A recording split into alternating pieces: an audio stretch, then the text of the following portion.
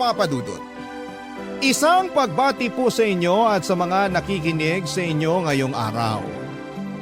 Ako po si Syra, 30 years old, taga Davao at mula rin po sa may kayang pamilya. Pero pinili ko pong mamuhay ng mag-isa para matupad ang mga pangarap ko sa buhay. Ayaw ko po kasi na masabihan ako na nagkatrabaho lang o nagkaposisyon dahil sa mga magulang ko. Mataas po kasi ang posisyon nila sa isang malaking kumpanya na hindi ko na lamang po babanggitin kung anong pangalan. Relationship manager po ako sa isang bangko at masasabi ko pong nakakabuhay na rin naman ng pamilya ang sweldo ko. Nang umalis po ako sa amin ay nagrent na lamang ako ng bahay sa isang subdivision. Hindi naman po yung kalakihan at hindi rin po kamahala ng upa. Simple lamang po talaga yung bahay, may isang kwarto, may maliit na sala at may 2 CR. 2 po kaming nagbabayad ng 2 years ko na ka-live-in na si Rocco. Tuwing walang pasok ay nagluluto kami ng street foods at kung ano-ano pang mga putahin at tinitinda namin sa labas. Marami naman po kaming nagiging customers kaya nakakaipon din kami roon ng pandagdag sa pambayad namin ng mga bills. Pangarap naming dalawa na makapagbukas ng sarili naming restaurant. Kung tutuusin ay pwede naman po kaming mangutang na lamang ng puhunan sa mga magulang namin o kaya ay mag-loan, pero mas gusto po kasi namin na galing talaga sa savings yung gagamitin naming panimula. May kababata po ako, Papa Dudut. Lottie ang pangalan niya at mas matanda siya ng 2 taon sa akin. Nagkakilala kami noon dahil mag-best friend ang tita namin. Same school kami noong high school kasi sa public po ako noon nag-aaral. Pero noong college ay nagkahiwalay na kami at yung huling balita ko po sa kanya ay nag-stop na siya sa pag-aaral. Last year lang po nang mag-chat siya sa akin para magpaalam kung pwedeng makituloy muna siya habang naghahanap ng trabaho dito sa Davao City. Pumayag naman po ako dahil hindi naman daw po siya magtatagal. Pero sa katagalan ay medyo nagkaproblema na rin kami ni Lottie. Yung dapat ay 1 buwan niya lamang sa amin ay umabot na po ng mahigit 2 buwan. Kaya nagpresenta na siyang tumulong sa pagtitinda namin para araw-araw na kaming kumikita roon. Sinasahuran din naman namin siya daily pero sa una lang po siya masipag. Kalaunan ay napapadalas na ang hindi niya pagtitinda at unti-unti na ring lumalabas ang katamaran niya, Papa Dudut.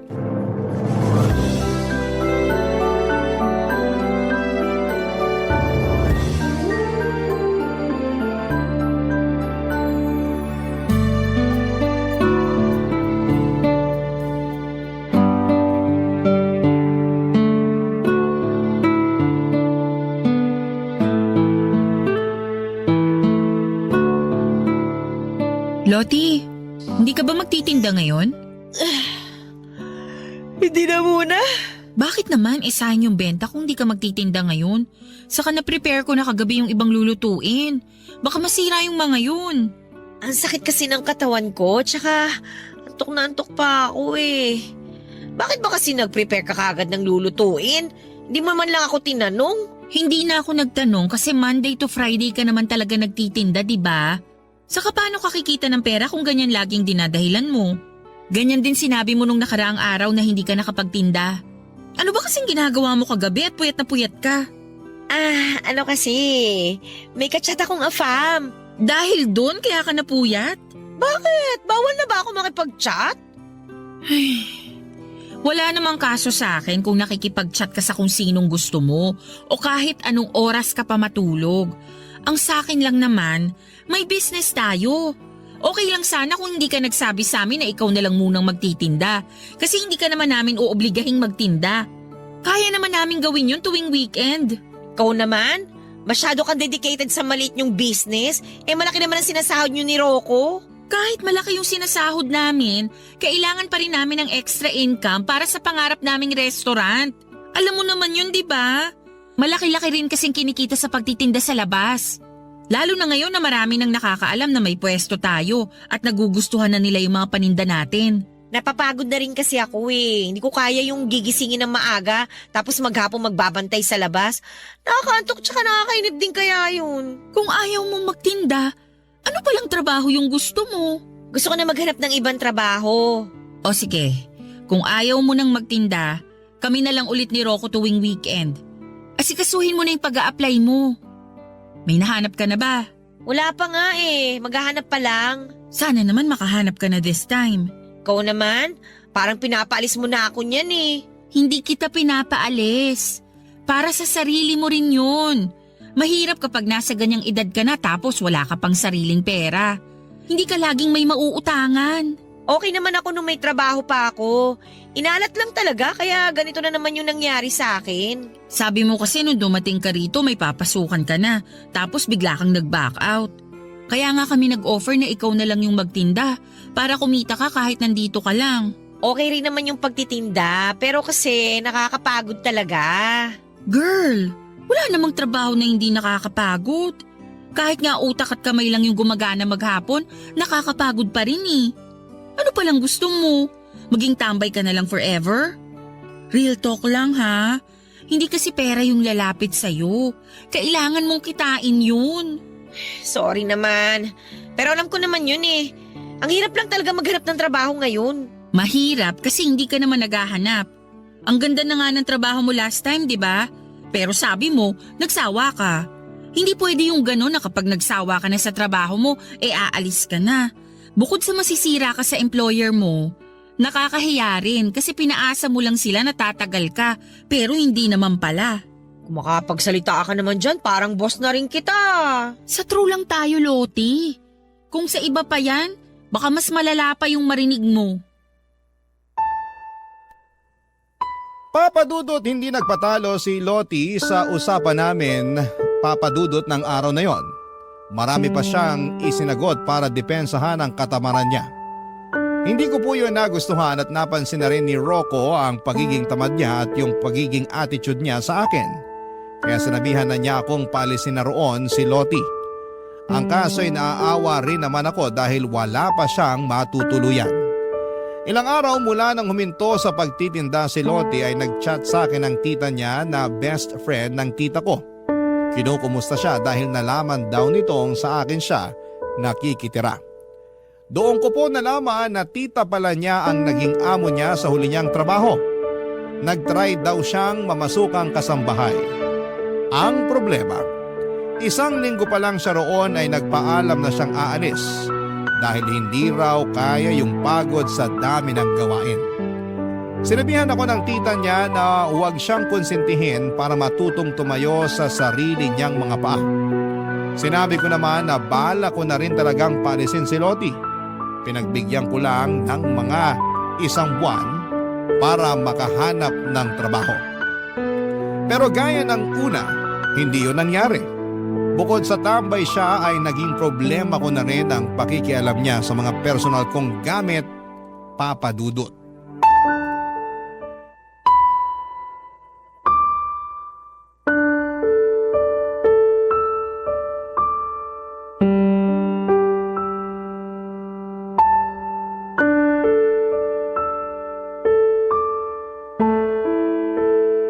Loti, ginamit mo ba yung sabon ko?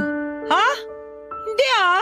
Basa kasi yung sabon ko, tsaka wala na dun sa pinaglalagyan ko nung gagamitin ko na sana.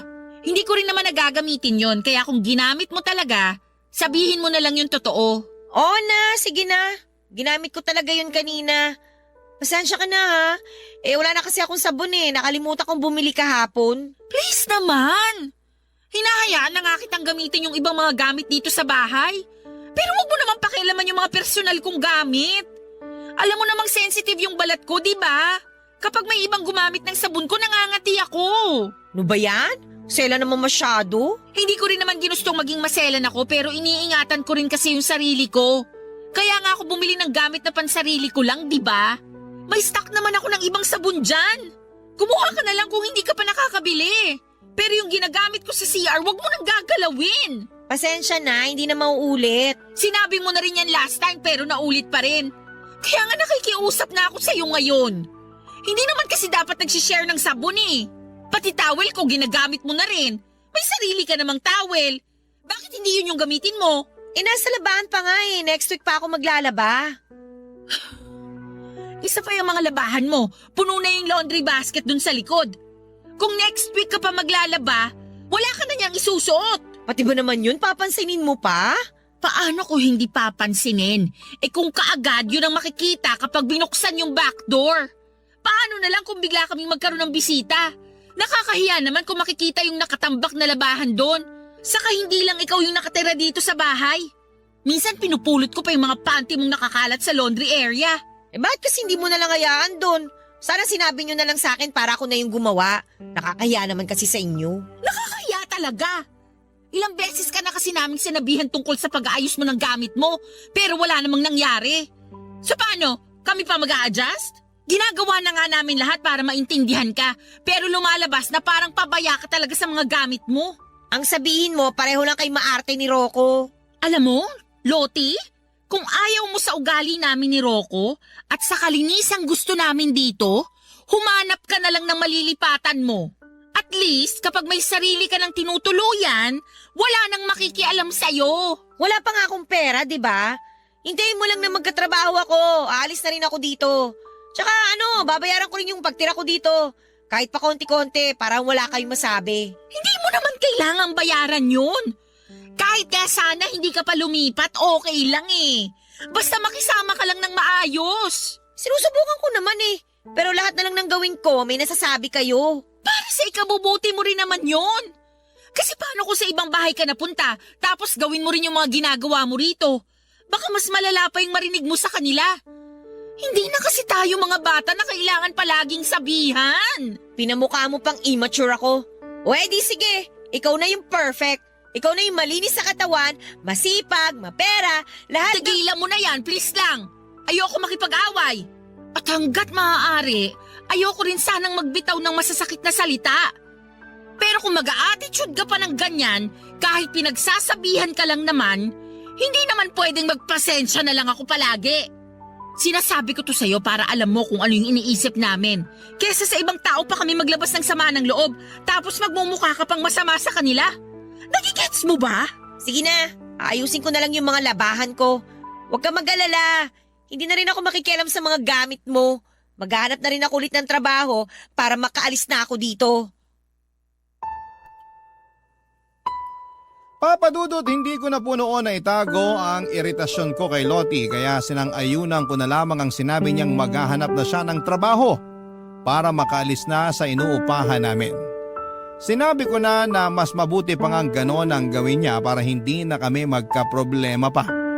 Isa pa baka sa katagalan ay magkaproblema na rin kami ng fiancé ko dahil napapansin ko na rin noon na pinipilit niyang makipaglapit kay Rocco. Alam ko naman na faithful sa akin ang fiancé ko pero wala po akong tiwala kay Loti. Nakita ko na siya kung paano makipaglandian sa ibang lalaki. Kahit na hindi niya pa lubusang kilala ay hindi siya nagdadalawang isip na makipag-usap. Nagulat nga po ako noon nang ipinakita niya sa akin ang malalaswa nilang usapan ng ka-talking stage niya. At hindi lang yon, sa iisang lalaki kundi 3 sila na pinagsabay-sabay niyang i-entertain. Kapag nawala ng gana sa isa, lilipat na naman sa iba. Kaya hindi siya nawawala ng kausap. May mga pagkakataon pa na nanghihingi rin siya ng pera.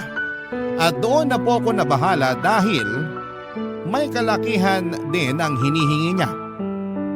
Baka kasi kapag nagkagipitan at singilin siya ng mga lalaking hinuhututan niya, ay maipit pa kami ni Rocco dahil sa amin siya nakatira.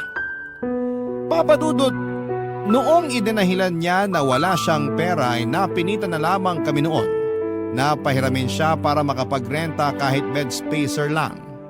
Hindi na rin naman ako nang hinayang kahit na alam kong hindi na niya ako mababayaran dahil nakahinga na ako ng maluwag nung hindi na namin siya nakakasama. Nagkaroon na kami ni Rocco ng privacy. Pero makalipas lang ang 2 buwan ay bumalik na naman si Loti at nagpupumilit na patuloyin namin siya sa bahay, Papa Dudut. Barangay Love Stories. Barangay Love Stories. Papa Dudut, ayaw na talaga naming tanggapin si Lottie noong bumalik siya sa amin pero nagmakaawa siya at sinabing 1 buwan lang naman siyang makikitira. Pero hindi ko magawang magtiwala dahil nasabi na rin naman niya iyon nung una. Ang naging problema ko lang nang dumating siya ay maraming tao sa paligid dahil weekend yon at nagtitinda kami. Nagmakaawa na siya sa amin at paiyak-iyak pa siya sa harapan namin ni Rocco. Dahil nahiya na kami sa mga nakakakita ay tinanggap na lang namin siya pero nilinaw namin na 1 buwan lang talaga siyang makikituloy sa amin. Mula nang bumalik siya ay naging magulo na naman sa bahay. Wala kasi akong nakitang pagbabago kahit konti man lang mula noong umalis siya. Hindi ko na lang idedetalye kung gaano po siya kadugyot sa bahay at sa mga gamit niya. Pero hindi ko po talaga kaya na makasama sa isang bahay ang ganon katamad at kaburara sa gamit. Hindi naman ako nagkulang sa pagpapaalala sa kanya. Pero parang manhid na po siya sa mga sinasabi ko.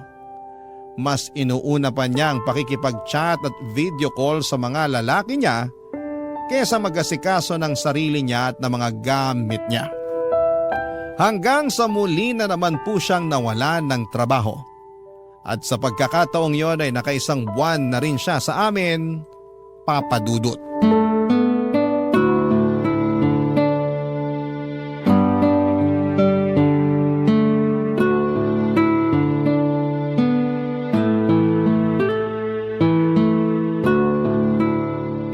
Ang sarap mo talaga magluto, Bes.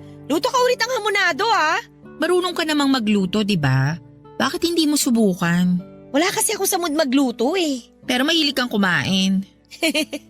Oo, pero andyan ka naman eh. Alam ko namang mabait ka, kaya hindi mo ko hayaang magutom. Kapal ng mukha ah. Uy, ba't ka naman nagsasalita ng mag-isa dyan? Lakasan mo naman yan para marinig ko. Wala yun, may naalala lang ako bigla. Okay, sabi mo eh. Uy, siya nga pala, hindi ba uwi si Rocco dito ngayon? Hindi, doon muna siya uuwi sa bahay nila. Ay, ganon? Sad naman. So, wala ka palang dilig ngayong gabi. Magaling siguro siya sa kama, no? Sorry ha, pero hindi ako komportabling pag-usapan yung tungkol sa ganyan namin ni Rocco. Sa amin na lang yun. Hindi naman yun something na pwede kong i-share kahit kanino. Dapat alam mo rin mag-value ng privacy mo. Ito naman, napakaseryoso mo sa buhay. Eh, teka, tingnan mo to. May bago na naman akong ka-talking stage. Alam mo, saya niya kausap. Hindi nakaka-bore. Tapos ang hot pa niya, ha? Ay, sana magkita na kami. Ano yan? Bakit ganyan yung mga sinisend mong picture? Halos kita na yung buong dibdib mo dyan, Lottie. Ha? Hindi naman na. Charot lang. Hanggang hindi pa kita yung pasas ko, carry pa yan, no? Tsaka, at least nakakit sa akin yung mga nakakausap ko. Anong ibig mong sabihin? Hindi lang isa yung ka-talking stage mo? Aba, syempre, bestie. Ano ka ba? Ang boring naman kung iisa lang. Para namang hindi mo alam na marami akong lalaki. Seryoso? Paano mo kinakayang makipag-usap sa kanilang lahat? Ano yun? Lahat sila pinapaasa mo na magiging boyfriend mo? Dami mo naman tanong. Given ang pinapaasa ko lang sila. Pero aware naman sila, no? Alam naman nilang naglalaro lang kami. Lottie, hindi magandang tignan sa isang babae na maraming kalandiang lalaki ah. Girl, boring ang buhay na walang kalandian. The more the merrier. Tingnan mo ako. Laging masaya kasi araw-araw yung Pasko sa akin. Ay, hindi kita maintindihan. Hindi kasi yan gawain ng matinong babae. Wow, napaka-pure mo naman, girl. Linis yarn. Hindi ako nagmamalinis, Lottie. Hindi lang naman iisa yung naging boyfriend ko, pero never kong ginawa na magsabay ng 2 lalaki o higit pa sa isang relasyon. Eh, di ikaw na yung malinis. Hayaan mo na lang ako. Wala namang mawawala sa'yo kung hindi mo ako pakikialaman, di ba? Alam kong buhay mo naman yan, pero bilang kaibigan mo, pinapaalalahanan lang kita. Kasi may malasakit pa rin naman ako sa'yo kahit ganyan ka. Salamat na lang sa malasakit mo. Pero masaya talaga ako na marami akong nilalanding lalaki. Tsaka single naman silang lahat eh. Paano ka nakakasiguro? Porket sinabi nilang single sila, maniniwala ka na? Sa bilis mong maniwala, baka mamaya may nasira ka na palang relasyon. Lalo na kung ganyan yung ginagawa mo. Nagsisend ka ng picture ng cleavage mo. Hanggat walang nag-PPM sa akin para sabing boyfriend nila yung nilalandi ko, kakalma lang ako, bestie. Ang saya-saya ng ginagawa ko, no? Lalo na kapag nakikipag-SOC ako sa kanila. Best experience! Ano naman yung SOC na yan? Sex on chat! My gosh, ginagawa mo yun? Loti naman. Hindi safe yung ganun. Ano ka ba? Oy, may rules kami ng mga nakaka-SOC ko, kaya safe kami, no? Alam mo, hindi ko na kinakaya yung mga nalalaman ko. Bahala ka na nga dyan. Papadudot, lumaki po ako na galing sa conservative na pamilya. Kaya hindi ko talaga kayang sabayan ang mga ginagawa ni Lottie. Hindi ko nagustuhan na masyado siyang welcoming pagdating sa mga lalaki. Hindi dahil sa naiinggit ako sa ginagawa niya, kundi nag-worry pa rin ako bilang isang kaibigan niya. Parang hindi rin naman kasi kaya ng konsensya ko kung may mangyayaring masama sa kanya at hinayaan ko lang yon. Papadudot. Nang minsan akong mag-invite na mga kaibigan ko sa bahay, nagpatulong ako kay Lottie sa pagluluto. Mga kaklase ko noong college ang mga bisita ko. Matagal na raw kasi nilang gusto makipag-bonding sa akin, pero dahil masyadong busy sa trabaho ay hindi ko sila ma-meet. Linggo noon kaya walang pasok, bali 3 lalaki at 2 babae po yung bisita ko. Wala namang magjowa sa kanilang lahat at parang magkakapatid lang talaga yung turingan namin. Nagulat po ako nang bigla na lang magtanong si Lottie kung anong Facebook account ng mga kaibigan kong lalaki.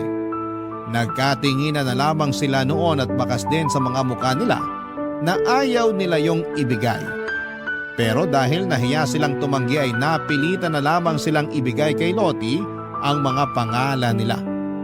Hindi pa man sila nakakaalis sa bahay ay nakapag-send na kaagad ito ng friend request sa kanilang 3. Sabi ng mga kaibigan ko ay hindi naman daw nila ini-entertain si Lottie kaya hindi na ito nag-message pa ulit sa kanila. Pero matapos yon, papadudot ay sinabi sa akin ni Lottie na snub daw pala ang mga friends ko. Lihim na lang akong natawa noon. Hindi naman kasi uubra sa lahat ng lalaki ang paglalandi niya. At isa sa mga lalaking yon ang boyfriend ko na sinubukan na rin niyang landiin, papadudot.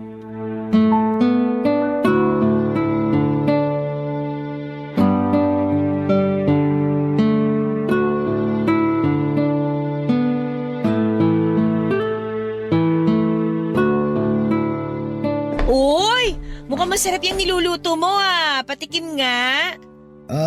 Hindi ko pa natitimplahan na maayos. Mamaya na lang. Okay lang.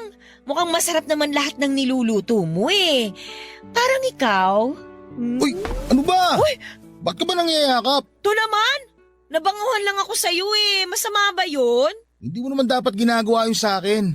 Fiyase ako ng kaibigan mo. Respeto naman Sungit naman. Simpleng yakap lang Kahit na.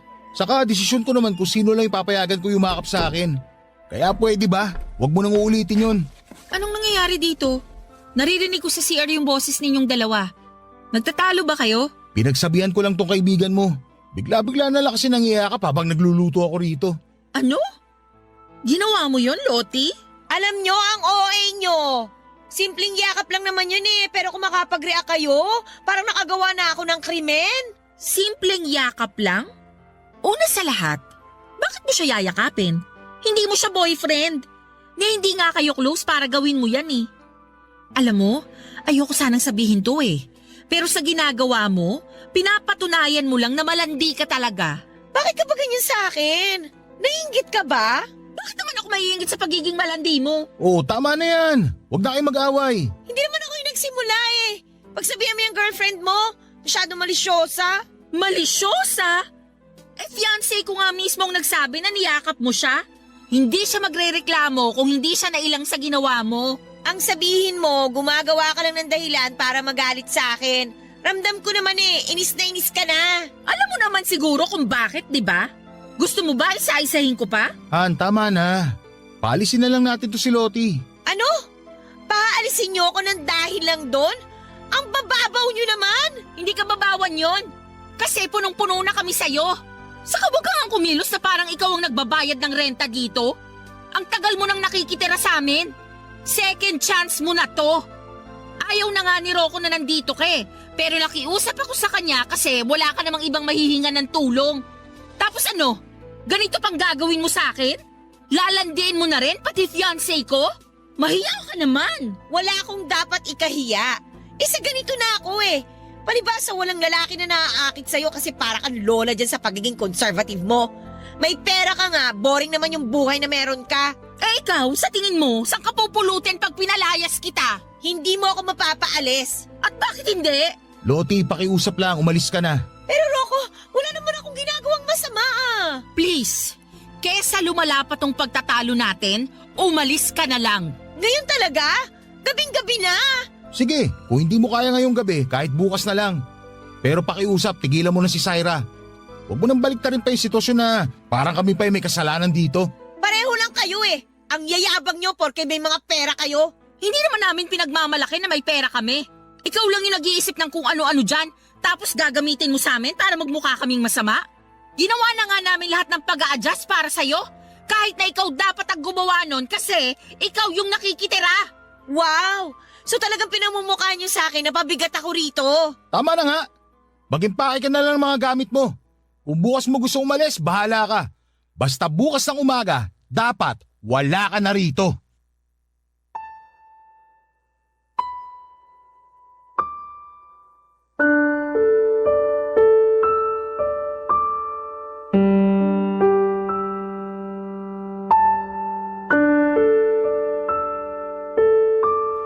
Papadudot mula ng palayasin namin si Lote ay hindi na siya tumigil sa pagpaparinig niya sa social media. Nagsishare siya ng mga patama para sa akin. Galit din siya kay Rocco pero mas galit siya sa akin. Kaya niya ginawa yon. Friends kami sa Facebook kaya nakikita ko lahat ng mga post niya. Hanggang sa sinadya niya na i-hide yung iba niyang post na minimension mismo ang pangalan ko. May mga mutual friend naman ako na nagmamalasakit at sinesend sa akin ng screenshot ng mga post niya. Hindi ko yon pinansin noong una hanggang sa itag niya na ako sa isang long post na patungkol na talaga sa akin. Nakasaad pa roon kung gaano kasama ang ugali ko at ang pagpapalayas ko sa kanya papadudot. Hindi niya binanggit si Rocco, lahat ng yon ay para lang sa akin. Dahil doon ay marami ang nag-message sa akin at nagtanong kung totoo ang mga sinabi ni Loti sa post niya. At para naman i-address ang issue ay gumawa pa ako ng isang post para sagutin lahat ng mga tinatanong ng mga nakakakilala sa akin. Sinabi ko po ang totoong nangyari at pwedeng hindi ko na po idinitalye. Matapos yon ay blinako na si Loti sa Facebook papadudot at hindi ko na po siya kinumpronta dahil alam kong hindi rin naman siya magpapatalo. Sa aming dalawa papadudot siya yung mas maraming masasabi na masasamang salita. Kahit marami pa rin ang nagtatanong sa akin ay mas pinili ko na lamang na manahimik at ipagpatuloy ang buhay namin sa kabila ng mga ginawa ni Loti. Hindi naman kami ang talo roon dahil ginawa lang namin ang alam naming tama para sa problemang yon papadudot. Barangay Love Stories. Barangay Love Stories.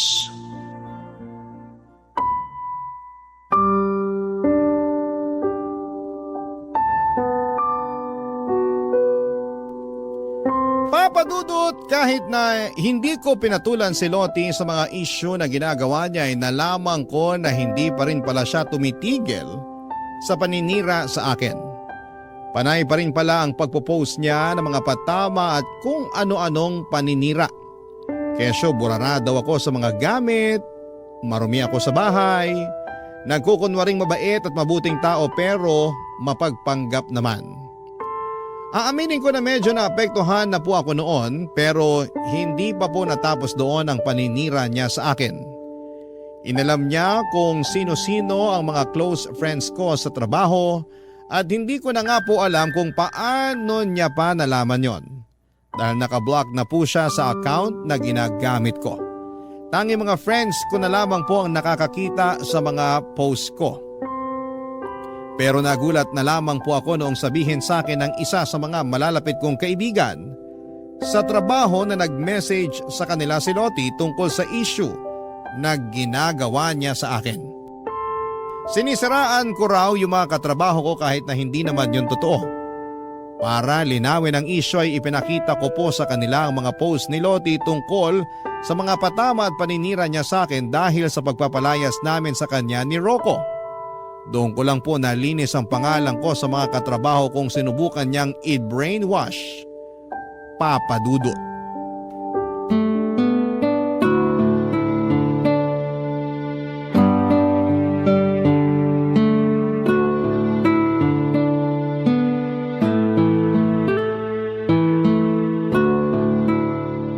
Ang sarap naman ng beefsteak mo, Han. Gumagaling ka na talaga sa pagluluto, ha?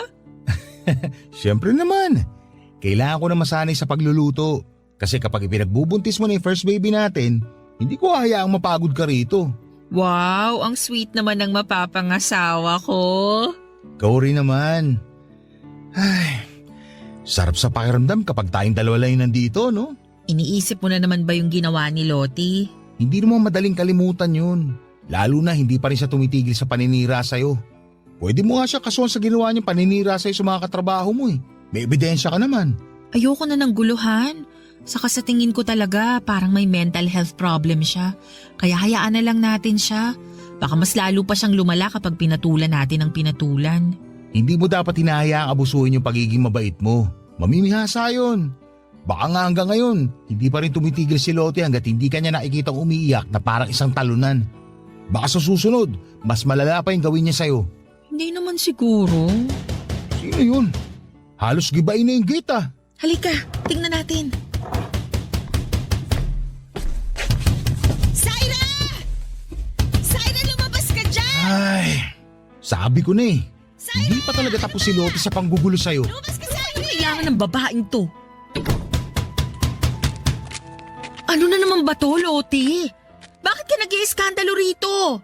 Gabi na nagpapahinga na yung mga kapitbahay namin. Wala akong pakialam! Papasok ako! Tumabi ka dyan!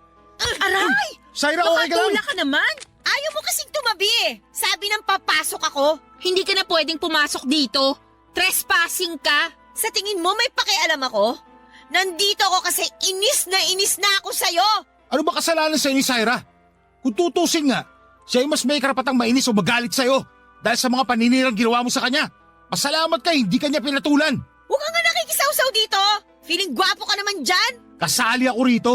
Pumasok ka sa bakura ng bahay na inupahan namin. Kaya bakit hindi ako makikisawsaw? Umalis ka na nga! Han, hayaan mo na nga muna kaming mag-usap. Kapag sinaktan niya ako, tumawag ka ng tanod. Tanod? Ha! Ako lang to, pero tatawag na kayo ng tanod? Ang hihinaan nyo naman? Bakit ka ba kasi nandito? Hindi pa ba obvious? Nandito ako para guluhin ka. Hindi mo ako pinapansin sa Facebook eh. Nasasayang lang yung oras ko sa kapo-post. Pero hindi ka man lang tinatablan. Manhid ka na ba o sadyang makapal talaga yung mukha mo kaya dinededma mo lang ako? Sa ating dalawa, ikaw yung makapalang muka. Anong karapatan mo na siraan ako? Wala akong ginawang masama sa'yo. Ginawa ko na nga lahat para tulungan ka pero abusada ka. Sa tingin mo may tutulong pa sa'yo kung ganyan yung ugali mo? Kung ayaw mo akong tulungan, pwes, dadagdagan ko na lang yung problema mo sa buhay. Uy! Lottie, ano ba? Basag na Parang basag! tanga! Tigilan mo yung mga halaman ko! Bakit ko naman gagawin yon? Alam ko mahalaga sa'yo itong mga halaman mo. Mahal to, di ba? Lalo na itong mga paso na to. Kaya mas maganda kung sisirain nating lahat. Lottie, pwede ba? Tumigil ka na! Ayoko! Kung hindi ka titigil! Ano, ha? Ano? Anong gagawin mo sa akin? Ha? Kaya mo ako? Oh! Kayang-kaya ko tong gawin sa'yo! Oh, loko! Siguro naman ngayon, nahimasmasang ka na! Papa Dudut, kahit nasampal ko noon si Lottie ay hindi pa rin siya tumigil sa panggugulo niya. Gumanti siya sa akin, sinampal niya rin ako at sinabunutan pa. Nagsabunutan kaming dalawa, Papa Dudut, at sa galit ko ay hindi ko talaga binitawan ang buhok niya at pilit na isinubsob ang mukha niya sa mga halamang kong kumalat na dahil sa pagwawala niya. Sa pagpasok pa lang kasi ng gate ay bubungad na kaagad ang mga inaalagaan kong halaman. Kaya yon ang pinagdiskitehan niya. Nang mapaghiwalay kami ni Rocco ay saka ko lang napansin ang mahahabang kalmot niya sa braso ko. Dumating ang mga tanod na tinawagan ni Rocco noong gabing yun.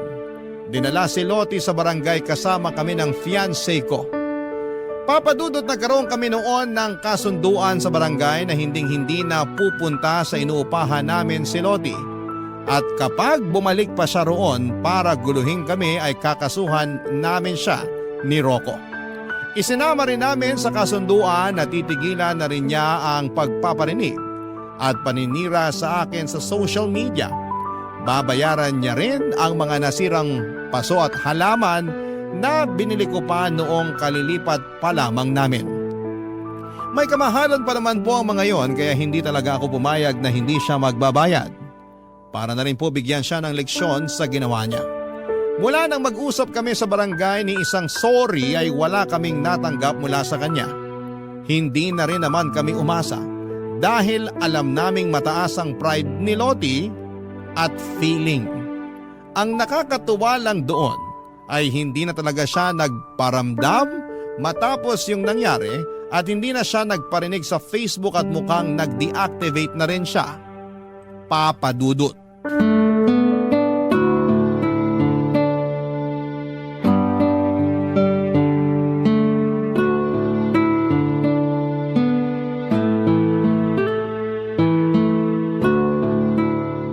Han, nag-o-open ka pa ba ng Facebook account mo?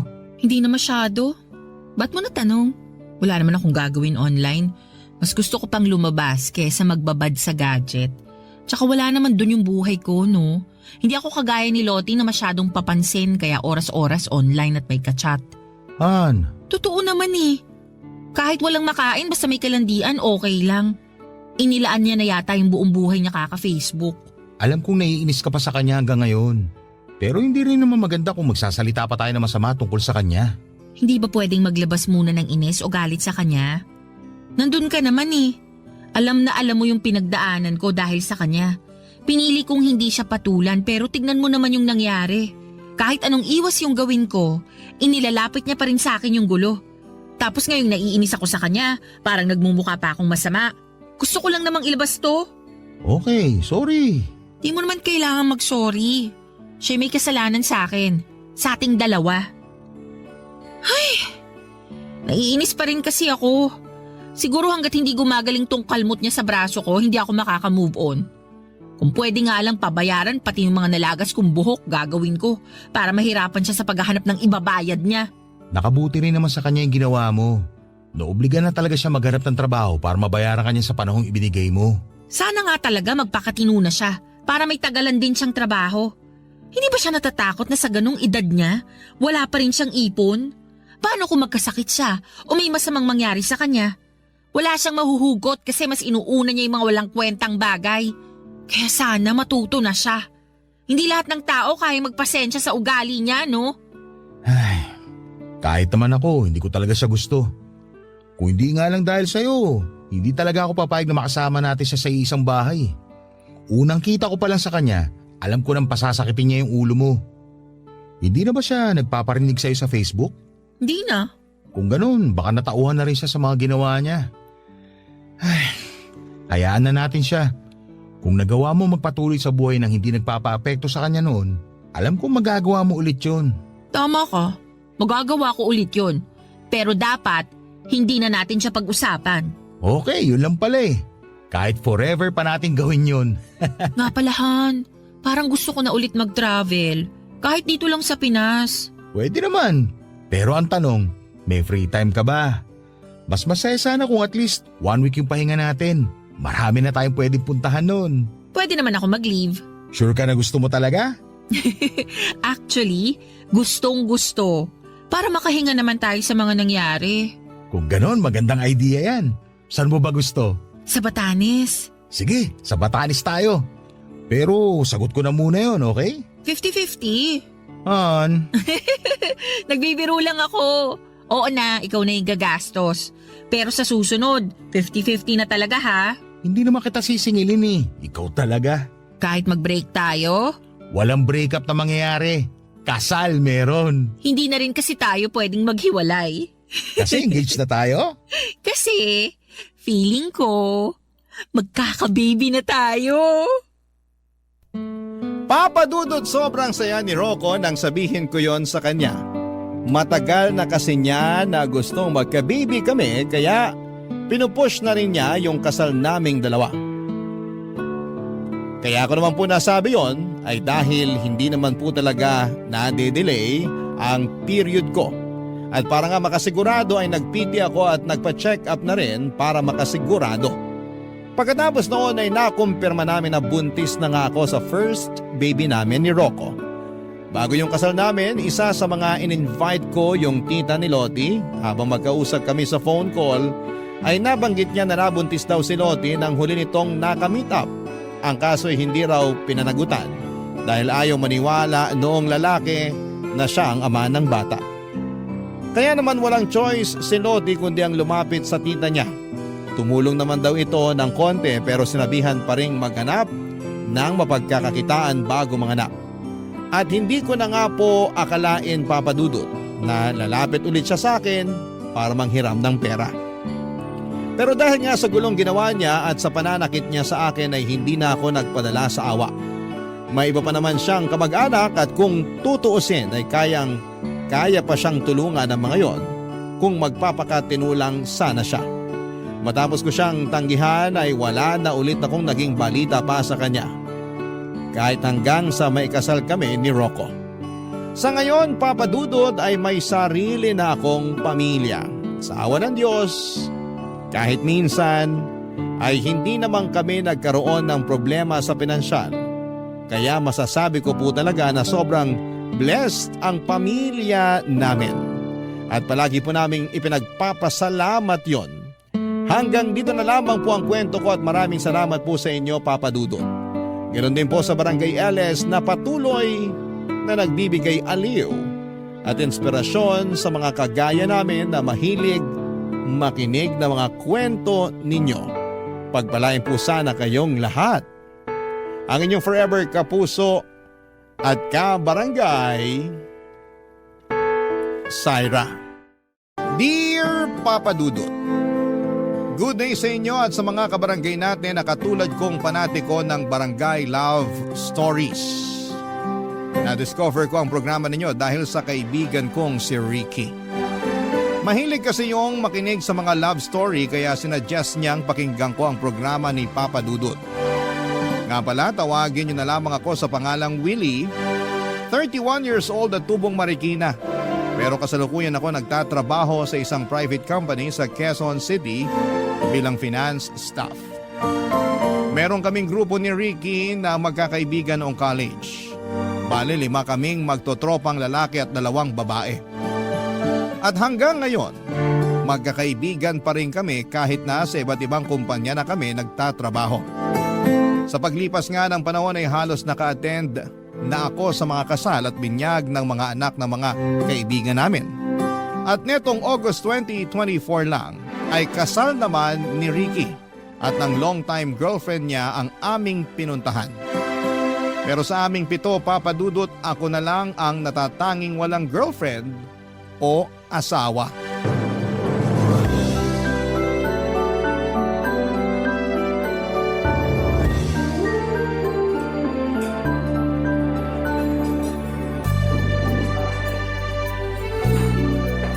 Gutom ka na ba? Hindi pa naman. Okay lang naman na umorder na tayo kasi papunta pa lang daw sila. Okay pa naman ako. Ikaw ba? Di pa ako gutom kaya hintayin na lang natin sila. Baka dumating na rin naman yung mga yun. Sige, pero pwede bang huwag yun na ako asarin na ako na lang yung walang girlfriend o asawa sa atin? Wow! Sino nang aasar sa'yo? Nagtanong ka pa talaga. Eh ikaw nga yung pasimuno ng pang-aasar. Sorry na tol. Huwag ka nang magalit sa akin. Hindi naman ako galit, inis lang. Alam ko naman na wala pa akong girlfriend. Hindi nyo na yung kailangan ipamukha sa akin ng paulit-ulit. Oh, kalma. Paanong kakalma? Nakakarindi na. Concerned lang naman kami sa'yo. Siyempre, masarap pa rin yung may karelasyon. Ayos lang ako. Hindi ko kailangan nun. Sinabi mo na yan few years ago. Baka nakakalimutan mong 31 ka na. Lalagpas ka na sa kalendaryo pero wala ka pa rin pinakikilalang bebot sa amin. Sabihin mo nga, wala ka ba talagang nililigawan? Wala. Kahit dun sa trabaho mo, wala ka nagugustuhan? Wala nga. Ayoko magkaroon ng relasyon na katrabaho ko. Bakit? Bawal ba? Hindi. Prinsipyo ko lang. Nako, pag na-inlove ka, walang binatbat yung prinsipyo mo. Kahit ano pang sabihin mo, hindi ko ilalagay sarili ko sa alanganing sitwasyon. Mas mahal ko kaya peace of mind ko. Kaya kung ako sa'yo, tigilan mo na pagsasabi sa akin na maghanap na ako ng liligawan para magka-girlfriend na. Kau naman, wag mo naman masamain. Sabi ko nga, concerned lang naman kami sa'yo. Hindi ka ba naiinggit sa amin? May kanya-kanya na kaming asawa at partner. Hindi ako naiinggit dahil masaya naman ako sa buhay ko kasama ang parents ko. Hindi habang buhay kasama natin parents natin. Siyempre, darating din yung panahon na kailangan mong bumukod at bumuo ng sarili mong pamilya. Yung masasabi mong sayo talaga. Kung totoo nga yan, sana walang matandang dalaga at binata sa mundo. Gusto mo bang maging katulad nila? Ha? Kita mo na? Sabi mo nga, gusto mo rin magkaroon ng sariling pamilya. Pero di naman ganun kadali yun. Hindi ko alam paano ako mag-uumpisa. Anong di mo alam? Sa panahon ngayon, kahit teenager marunong manligaw. Saka maraming paraan para makakilala ka ng babae. Sumama ka kaya sa amin pag lumalabas kami para mag-hangout sa gabi hanggang madaling araw. Hindi yung umuwi ka agad ng maaga sa inyo. Dahil sabi mo nagluto ng masarap na hapunan yung mama mo. Mas gugustuhin ko pang kumain ng luto ni mama kesa sumama sa inyo magpakalasing. Tapos kinabukasan pinepeste ng hangover. Tingnan mo to, napaka-KJ mo talaga. Paano ka makakakilala ng babae niyan? Sa bar lang ba't gimikan ako pwede makakilala ng babaeng liligawan? Hindi naman. Pwede rin sa mga volunteer works or marathon. Balita ako maraming magagandang babae dun. Hoy, bunganga mo. Bakit? Baka nakakalimutan mo na may asawa ka na. Hindi ko nakakalimutan yun, no? Loyal kaya ako. Sana nga, kasi galit ako sa mga cheater. Alam mo kung ano ang sana ko? Ano? Sana magka-girlfriend ka na. Para naman maranasan mo na yung may katabi sa gabi.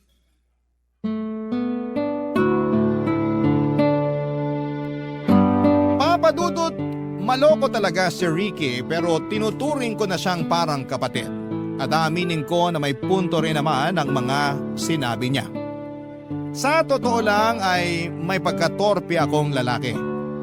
Ewan ko ba pero sa tuwing magdidesisyon na akong ligawan ng isang babae ay parang aso na nababahagang buntot ko. Marami akong the one that got away o yung tinatawag nilang totga. May tsansang sinayang at opportunity na nawala. May mga nagustuhan din naman akong babae lalo na sa pinagtatrabahuhan ko pero ibang-iba kasi talaga ang personality ko pagdating doon. Kumbaga ay introvert ako, ang gusto ko lang ay pumasok sa trabaho, magtrabaho, umuwi at sumweldo. Hindi niyo ako masisisi. Kaliwat ka ng iskandalo ang nasaksihan kong nangyari sa opisina namin sa loob ng 9 na taon kong pagtatrabaho doon. Nandyan yung walang katapusang affair at kung ano-ano pa. Kaya naman nangako ako sa sarili ko na hindi ako mai-involve sa ganong klase ng sitwasyon. Pero syempre, nangangara pa rin naman ako na makakakilala ng babaeng mamahalin at pakakasalan. At doon nga dumating sa buhay ko si Mary nang minsan siyang mag-apply sa pinagtatrabahuhan ko, Papa Dudut.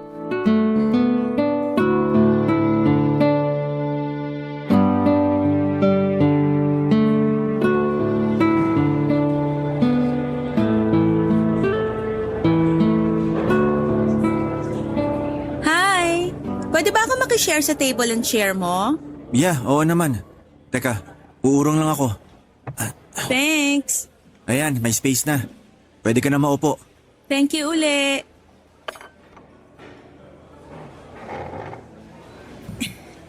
Ayan, sa wakas nakaupo na rin ako.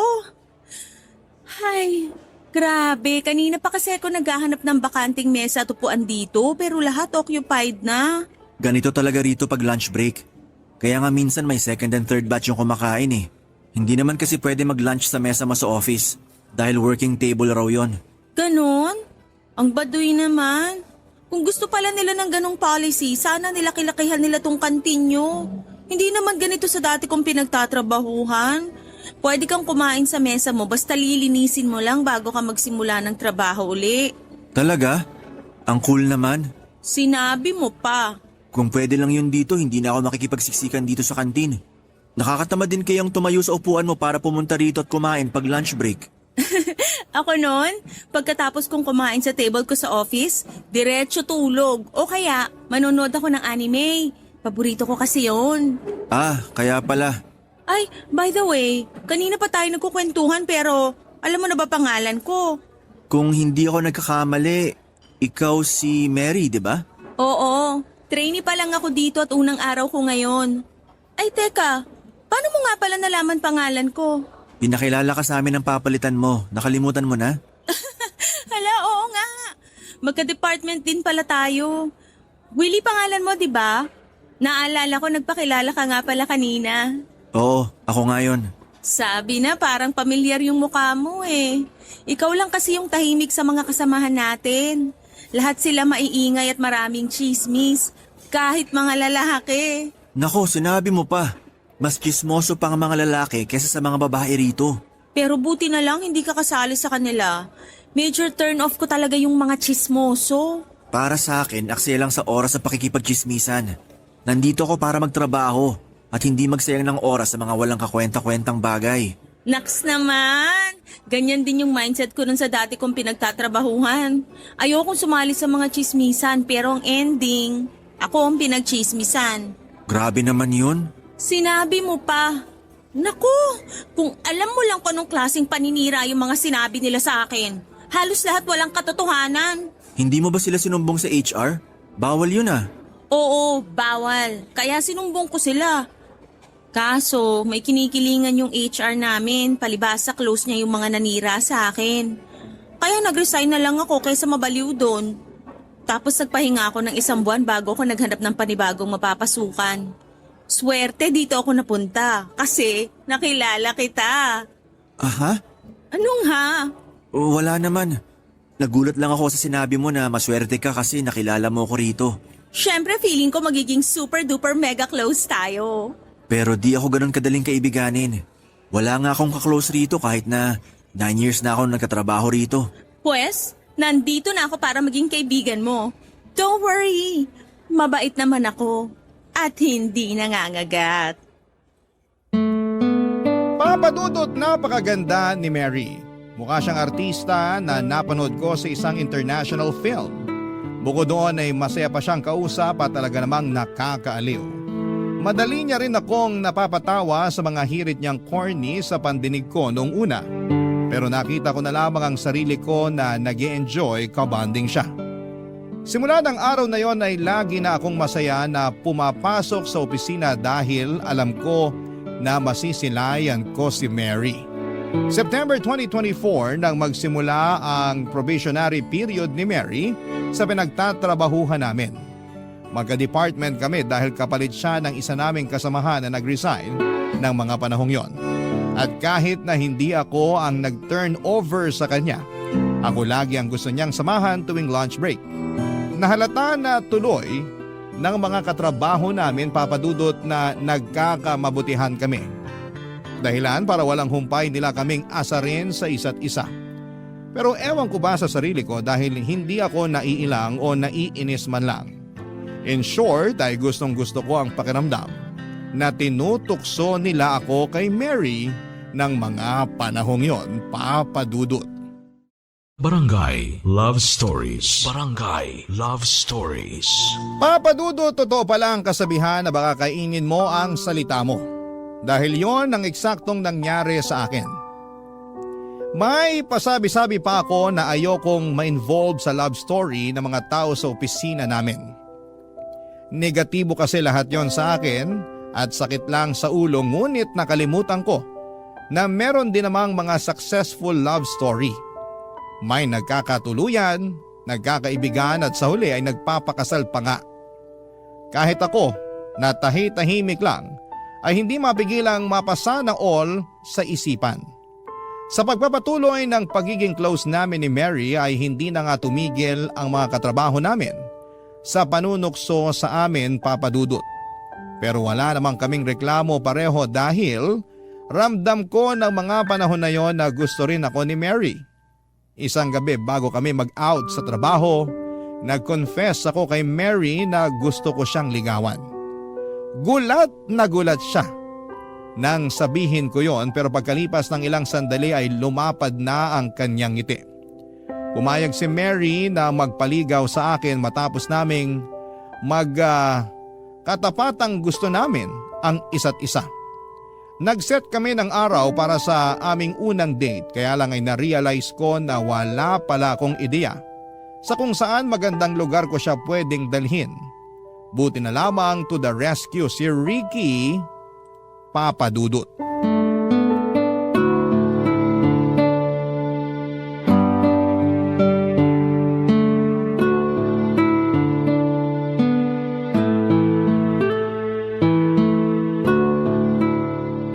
Buti naman naligaw ka rito sa bahay namin. Siyempre, miss ko na luto ni tita eh. Kahit kailan mukha ka talagang pagkain. Oo naman, food is life, ika nga. Pero thank you, kasi pumunta ka. Welcome. Sakto, di ako ganun ka-busy. Saka alam ko kailangan mo tulong ko. Makakailangan ka naman? Yan kaya sabi mo sa text mo sa akin, kailangan. Gusto mo basahin ko? Teka, nasa na ba yung cellphone ko? Wag na, ikaw naman. Aminin mo na kasi na kailangan mo ng expertise ko sa mga bagay na tungkol sa paghanap ng magandang date spot. Oo na, kailangan ko na. Yan, dali lang naman aminin. Sige na, tulungan mo na ako. Saan ko ba pwedeng dalhin si Mary para sa una naming date? Marami naman magagandang restaurant around Metro, lalo na dun sa Tomas Morato. Lagi kami nagde-date dun ni Mrs. Kaso gusto ni Mary yung may mga overlooking. Pangarap daw niya makapunta sa mataas na lugar. Overlooking at mataas na lugar ba mo?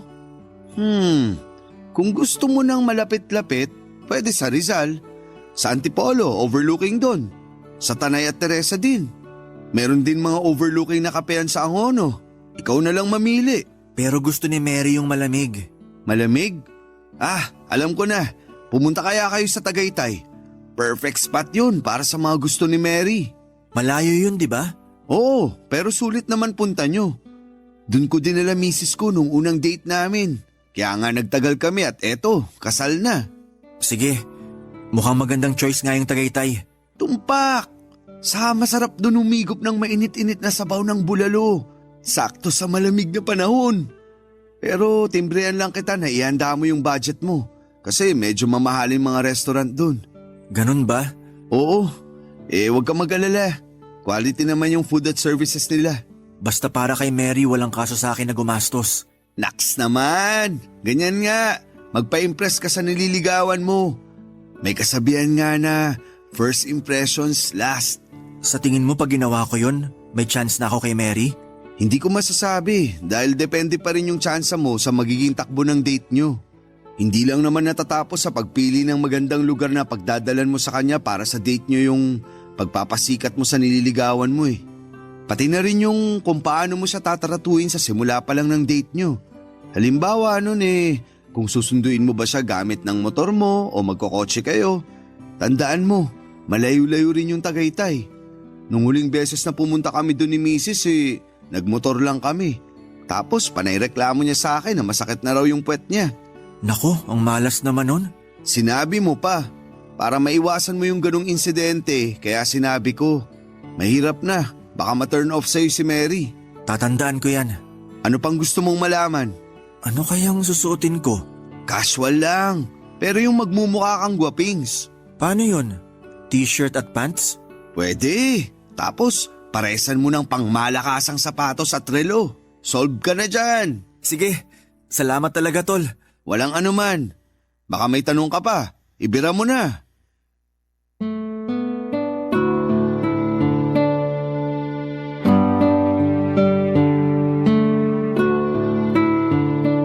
Papa Dudut, dahil tiwala ako sa pagiging expert ni Ricky sa relasyon ay sinunod ko ang payo niyang dalhin sa Tagaytay si Mary para sa aming unang date. Medyo may kamahalan ng restaurant na pinili ko pero pinag-ipunan ko na lamang yon.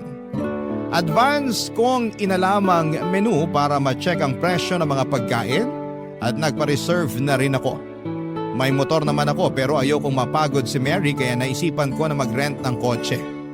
Sumapit ang araw ng date namin, walang kaalam-alam si Mary kung saan ko siya dadalhin. Sinabi ko na lamang na magtiwala siya sa akin at yun nga ang eksaktong ginawa niya. Kaya nasorpresa talaga siya nang dumating kami sa restaurant sa Tagaytay kung saan kami nag-date, Papa Dudut. Sinabi niya sa akin na first time pa lamang niyang makapunta doon at makakain sa mamahaling restaurant. Kaya naman masaya ako dahil nadala ko siya doon, Papa Dudut. Hanggang sa pag-uwi namin ay hindi maalis ang ngiti sa labi ni Mary. Kaya kahit lumagpas sa budget ang nagastos ko, ay wala naman akong pagsisisi. Pera lamang yon. Pwede ko pa namang kitain sa susunod. Totoo nga na nakadagdag pogi points kapag sa magandang lugar mo dinala ang isang babae para sa una ninyong date. Pagkatapos kasi noon ay mas naging close pa kami ni Mary. Yung closeness na parang tumama ako sa jackpot dahil mas naging clingy siya sa akin. Pero syempre, alam ko pa rin naman ang limitasyon ko dahil hindi pa rin naman kami opisyal na magkarelasyon. Isang araw, di nakapasok sa opisina si Mary kaya tinawagan niya ako at sinabing masama ang pakiramdam niya na kagagawa ng kanyang buwanang dalaw. Naaawa naman ako lalo at alam ko ang pakiramdam na yon dahil may mga kapatid din akong babae. Kaya nung sinabi ni Mary na pupuntahan ko siya sa bahay nila pagkatapos ng trabaho ay hindi na ako nagdalawang isip na umuo. Pero bago ako nakarating sa kanila ay dumaan muna ako sa butika para ibili siya ng gamot at ilang pagkain na paulit-ulit niyang binabanggit na gusto niyang kainin, Papa Dudut.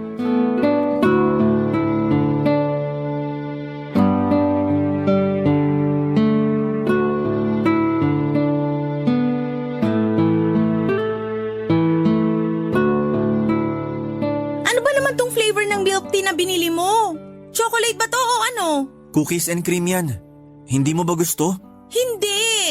Matcha kaya favorite ko. Akala ko cookies and cream. Nabanggit mo kasi kanina. Oo, pero di ko sinabing favorite ko yan. Yung sister ko ang may favorite niyan. Nasarapan lang ako nung pinatikim niya pero loyal pa rin ako sa matcha. Hindi ba halata? Green nga favorite color ko eh. Ganun ba? Pasensya ka na. May magagawa pa ba yung pasensya mo? Hindi ko naman ito maiinom. Oh, sa'yo na lang. Hindi rin naman ako umiinom niyan. Mahina tiyan ko sa ganyan. Anong gagawin ko rito? Tapon ko na lang. Mary naman, kung ayaw mo, ibigay mo na lang dun sa kapatid mo na paborito yan. Wala siya rito, nasa school pa. Ay, hirap naman kasi sa'yo, may plano ka palang bumili, di ka man lang nag-text sa akin para magtanong. Gusto kitang sorpresahin. Para kahit paano gumaan-gaan yung nararamdaman mo. Alam ko mahirap din pag nagkaka-period. Paano mo naman nalaman? Eh hindi ka naman babae. May mga kapatid akong babae. Ay, whatever. Palpak pa rin yung milk tea na binili mo. Imbis na gumaan pakiramdam ko, naging mabigat palalo dahil mali naman yung flavor na pinili mo. Sorry na. Ay, oh, ano pa yung iba mong dala? Mga gamot lang tsaka heating pad. Meron na ako niyang heating pad eh. Saka di ako umiinom ng gamot kahit mamatay pa ako sa sakit. Ayoko nun.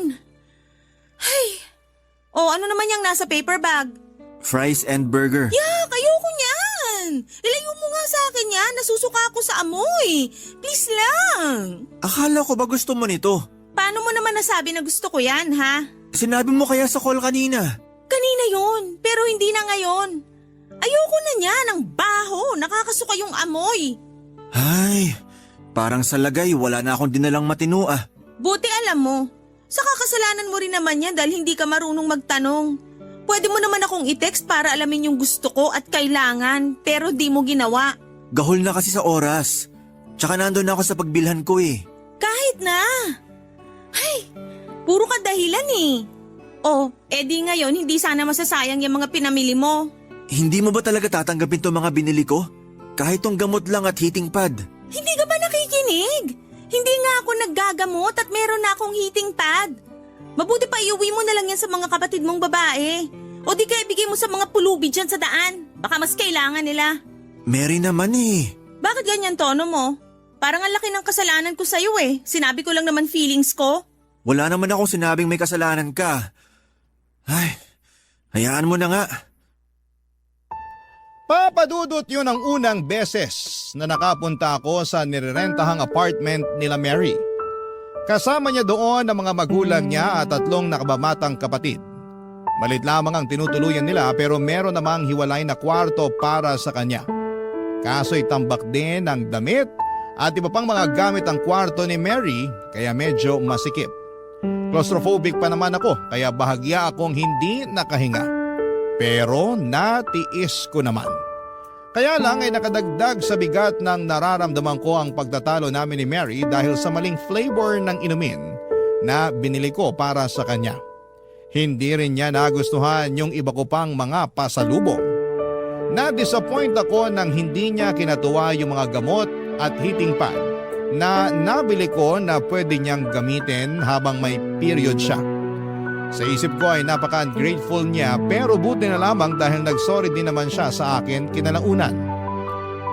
Napansin yata niya na frustrated na ako at hindi makahinga ng maayos sa sikip na kwarto niya. Kaya nagkabati rin kami ng gabing yon. Matapos niyang humingi ng peace offering, nabilhan ko rin ng makakain ng magulang at mga kapatid niya, Papa Dudu. Barangay Love Stories. Barangay Love Stories. Papa Dudut, hindi naman ako madamot na tao. Pero habang tumatagal ang panliligaw ko kay Mary ay mas nagiging demanding siya. Kapag nasa opisina kami ay lagi siyang nagpapabili sa akin ng cravings niya katulad na lamang ng mamahaling kape. Dati naman ay ayos na sa kanyang instant coffee kasi masarap naman daw at nakasanayan na niya. Pero nagbago na raw ang panlasa niya nung isang beses ay binilhan siya ng binurong kape galing sa isang mamahaling coffee shop. Simula noon kapag may isa sa mga kasamahan namin ang nagyayaya na magkape gusto rin niyang magpabili. At ako bilang manliligaw syempre gusto kong magpa-good shot sa nililigawan ko kaya binigay ko lahat ng hinihiling ni Mary. Bukod sa mamahaling kape na inaraw-araw na niya ay nagpabili rin siya sa akin ng damit, makeup kit, bagong cellphone dahil gusto na raw niyang mag-upgrade at iba pang mga gadgets. Hindi ako mayaman pero meron naman akong savings, Papa Dudut. Kaya lang ay nasaid na lang ang ipon ko ng dahil sa pagiging maluho ni Mary. Aminado ako na hindi na ako masaya sa panliligaw sa kanya, Papa Dudut. At napansin yon ng kaibigan kong si Ricky.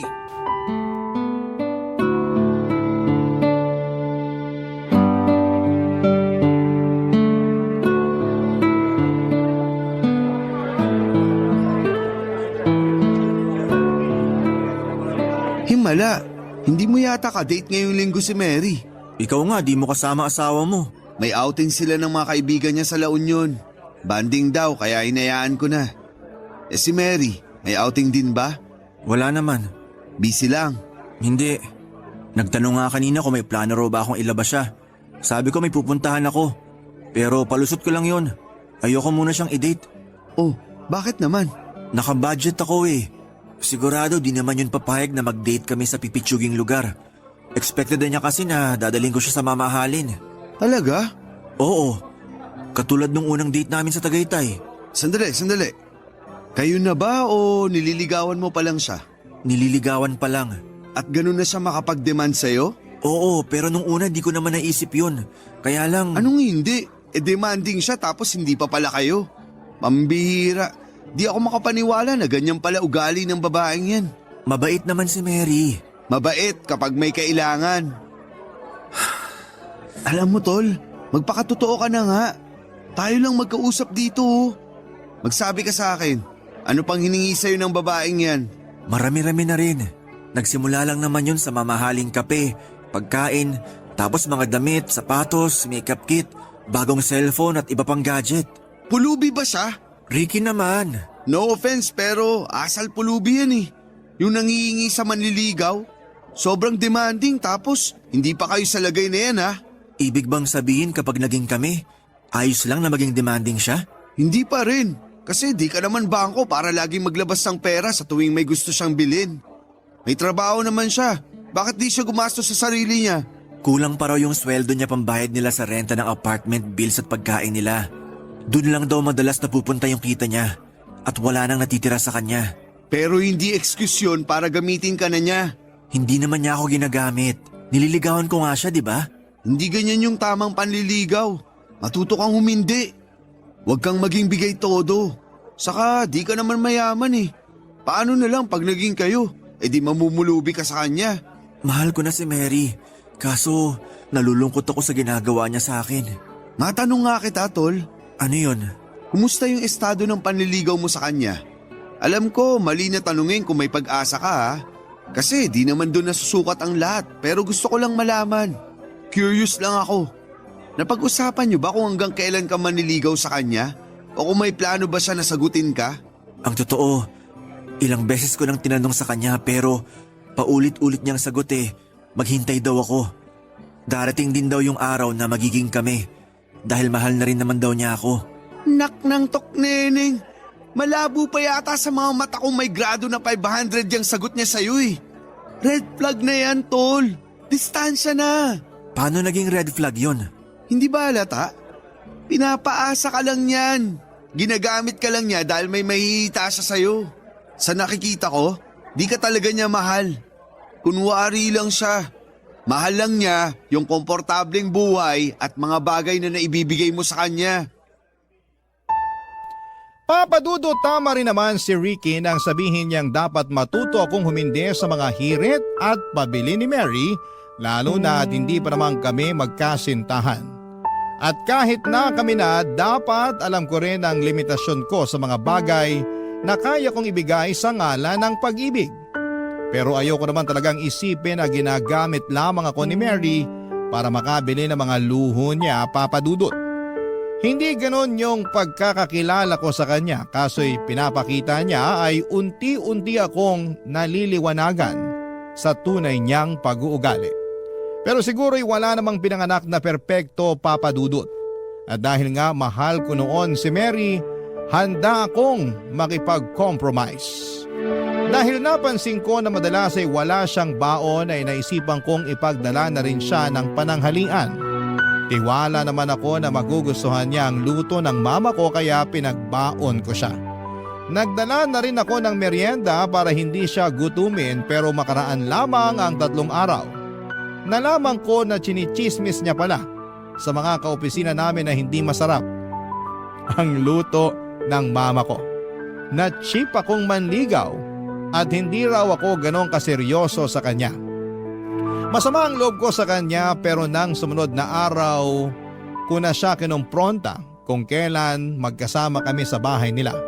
Sabado kasi noon at pinapunta niya ako sa kanila, papadudot.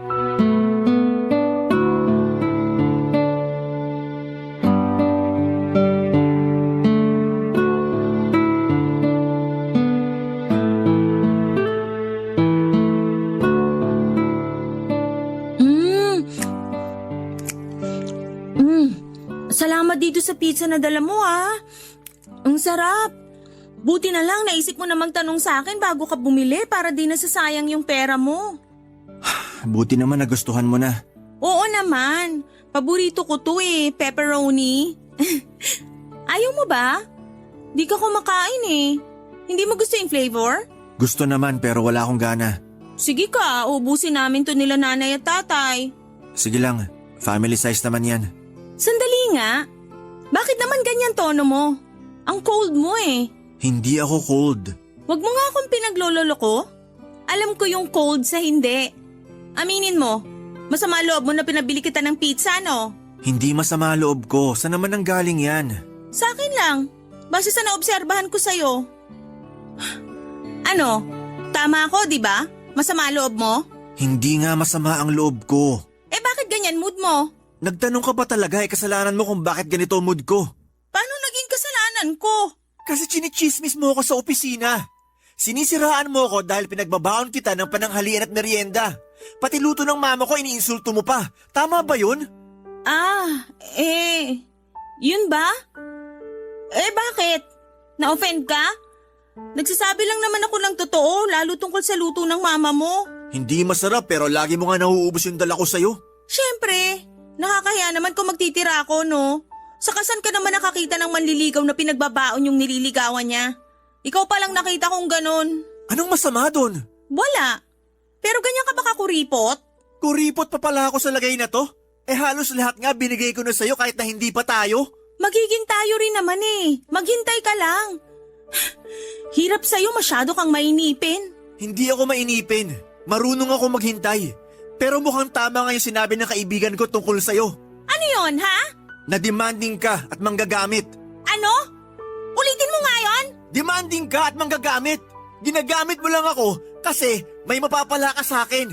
Pero ang totoo, di mo naman talaga ako mahal. Sinasabi mo lang na mahal mo ako para di kita bitiwan. Paasa ka, Mary. Ako pa talaga yung paasa? Ikaw nga tong nanliligaw, di ba?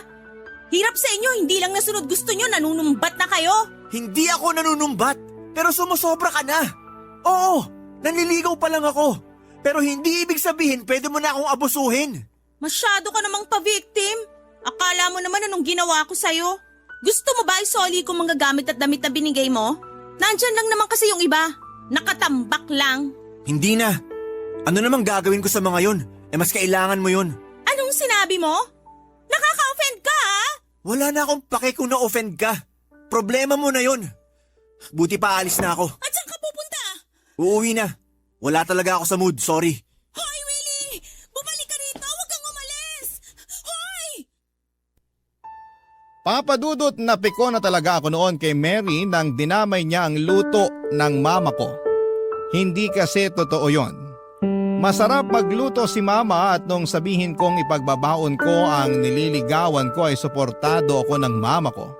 Kaya naman nakakagalit na sinisira niya sa ibang tao ang luto ni mama. Bukod doon ay nakaka-offend din na tinawag niya akong cheap dahil lang sa gusto kong magtipid. Sa totoo lang, ayoko naman talaga siyang pagsalitaan ng hindi maganda o iwanan ang araw na magkasama kami sa bahay nila. Pero bigla ko na lang naramdaman na hindi ko na kayang maging masaya na kasama siya at nasasakal na ako sa kanyang presensya. Kaya nga pakiramdam ko ay nakahinga ako ng maluwag pagkalabas ko ng bahay nila, Papa Dudut.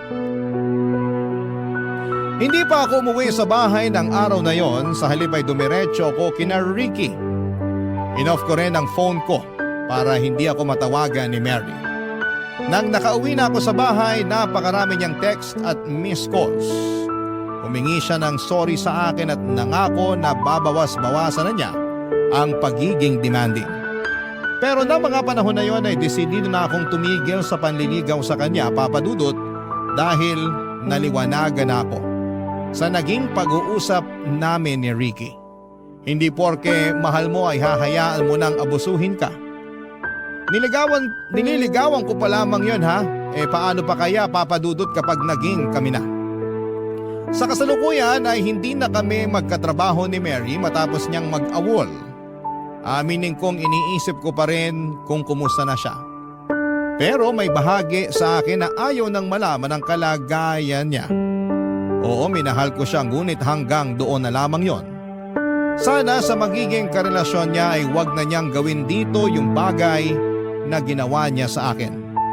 Hanggang dito na lamang po ang sulat ko, Papa Dudut, at sana'y mapili po ninyong i-ere sa programa ninyong Barangay Love Stories. God bless in advance sa inyong lahat, no? And ako po ang inyong kapuso at kabarangay forever na palagi nakatutok sa inyo, Willie.